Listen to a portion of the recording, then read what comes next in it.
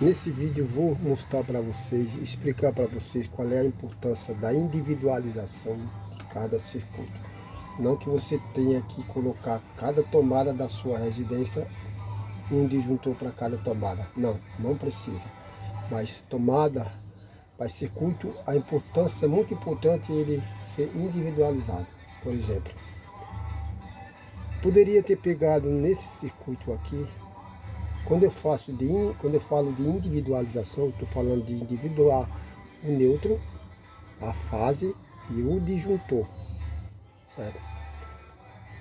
Porque não adianta eu individualizar todo o neutro do circuito, mas a fase eu não individualizar. Por exemplo, eu poderia pegar essa fase e essa fase aqui e jogar junto nesse disjuntor aqui. Eu não estou individualizando, estou deixando tudo junto. Porque o que é que vai acontecer? Vai ficar uma fase aqui, outra aqui e outra aqui, no mesmo disjuntor, certo? Então não tem nada individual, só o neutro. Se der um problema em algum circuito aqui, tipo um curto-circuito nesse circuito aqui, todo ele vai ficar sem energia. Se der um curto-circuito entre neutro e fase nesse circuito 1, se tiver jampeado só nesse circuito aqui, só nesse disjuntor, todo o circuito vai ficar, todos os 3 circuitos vai ficar, os 3 não, os 4 circuitos vai ficar sem energia. Isso você falar que ficará sem energia porque fechou curto no neutro, tá? Sem falar que vai estar forçando aqui. Esse disjuntor de 20 não iria aguentar toda essa carga. A individualização é importante porque dividir o circuito, eu poderia também fazer ao contrário, tirar daqui e jampear uma perna em cada um desse circuito aqui. Colocar essa perna nessa fase, colocar essa outra perna nessa fase, colocar essa outra perna nessa fase ligada ao mesmo disjuntor. Mas se vocês bem olhar, vocês vão ver que tem uma fase a mais nessa fase aqui. A fase amarela vai estar a mais, ou seja, vai estar a amarela e a marrom nessa fase, a vermelha nessa outra, ou seja, aqui vai estar trabalhando com uma fase a mais, vai estar forçando, estaria forçando. O disjuntor não aguentaria também. Quando fala de individualização, já começa daqui, ok? Começa por aqui. O que foi feito aqui? Disjuntor 1, fase 1, da fase 1 amarela.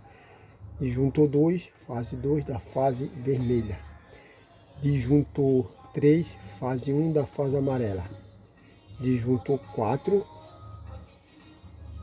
fase 2, da fase preta, da fase vermelha. É um disjuntor reserva. Disjuntor bipolar 220, fase 1 e fase 2, porque ele é 220, tem que entrar um em cada fase, certo? No circuito 2.500 watts, é um circuito 2.500 e um circuito em 220, eu costumo fazer esse circuito para ligar só um equipamento de 2.500 watts. Eu estou falando de um fio 2,5, tá? Não estamos falando de um fio de 500, uma amperagem mais alta. Estamos falando aqui de uma fiação 2,5, um disjuntor 20 amperes. É disso que eu estou falando. No circuito em 110, eu costumo ligar só 1.800 watts, certo? Estou falando de um disjuntor de 20, uma fase só, puxando por uma fase só, um fio, um condutor de 2,5 mm. Aqui é a mesma coisa, entendeu? Então nesses dois circuitos aqui, de 1.500 e de 1.300, não dá para colocar quase nada mais. Aqui, nesse circuito de 1.300, o jeito de eu trabalhar, eu colocaria mais um equipamento de 500 watts, que daria 1.800 watts, que é o que pede o circuito 110. No circuito aqui de 1.500, aqui, colocaria só mais 300, mais um equipamento que puxasse mais 300 watts, tá? A turma costuma falar, mas o chuveiro, vamos entrar em outra conversa, o chuveiro é 220 e não puxa, 220 não puxa, mas o que puxa não é a tensão, é a capacidade. É 7.500 watts, vamos dar um exemplo, 7.500 watts, 7.500 watts que vai puxar, tá? Só que ele vai estar puxando em duas fases. Aqui, por exemplo, é um equipamento 2.500, ele vai estar puxando em duas fases. Por que 220 é mais econômica do que 110? Porque o 110 ele puxa só por uma fase, o 220 ele puxa em duas. Vou dar um exemplo aqui falado, porque no vídeo que eu postei há pouco tempo não está mostrando muito porque a letra aqui, mas eu vou falar aqui. 2.500 watts, que seria esse circuito, por 110, ele chega a 22,7 amperes, 22 ampere, ponto 7. Isso ele ligado em 110. Se ele ligado em 220, ele chega a 11. Olha só como diminui, 11,3. 22 em 110 e 11,3 em 220. 11 ampere, ponto 3 ele puxa. É o gasto, é o consumo desses 2.500 watts ligado em uma tensão de 2.220, sendo duas fases. Aqui vou dar um exemplo aqui de 1.500 watts. 2.500 watts ligado em 110, ele chega a um consumo nominal de 13,6 ampere. 13,6 ampere. Ele ligado a 220, mesmo 1.500 watts, ele chega a 6,8. Olha só, ele tem uma diminuição de quase menos de 7.